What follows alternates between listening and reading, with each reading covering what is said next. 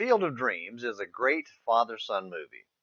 But near the end, as it builds up to the moment when Ray meets his dad, by the way, I cry like a baby every time I watch it, there's a confrontation between Ray and Shoeless Joe Jackson about going into the cornfield with the other ghost ball players. Angry and envious that his friend Terrence was asked to go with him, Ray argued that they're in his field and he wanted to see what's out there. Shoeless Joe's answer was quick and to the point. But you're not invited. As hard as it was to accept, he could not go without their permission.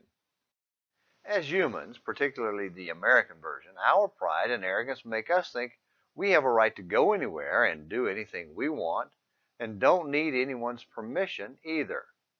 Pride was the attitude driving the brother and sister of Moses. Combine that with envy, and we understand the actions of Miriam and Aaron.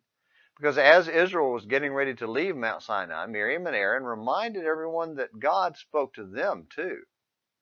Then Miriam and Aaron spoke against Moses, and they said, "Has the Lord indeed spoken only through Moses?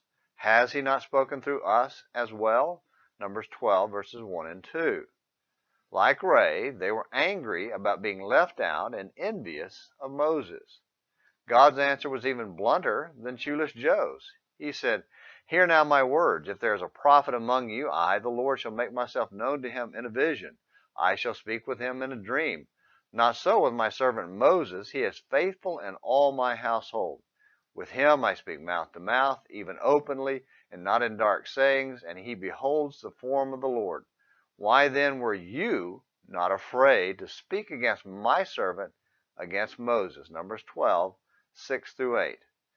As hard as it was to accept, God chose his prophets, not Aaron and Miriam, and not only were they not invited, they shouldn't have even asked. When Jesus came as God's final spokesman, Hebrews 1 verse 2, we understand there was no place for pride and envy, Philippians 2 verses 5 through 8.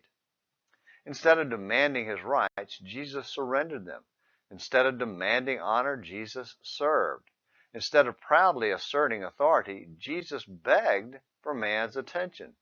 Instead of seeking his own will and fighting the Father, Jesus made it clear he was on earth to do God's will, John 6:38.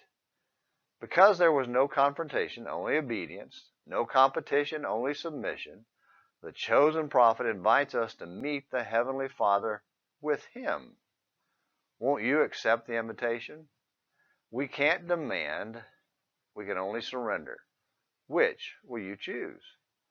Well, I can't demand, but do ask you to surrender and come back tomorrow for more Morning Minutes in the Bible. Until then, this is James McClenny hoping you have a great day.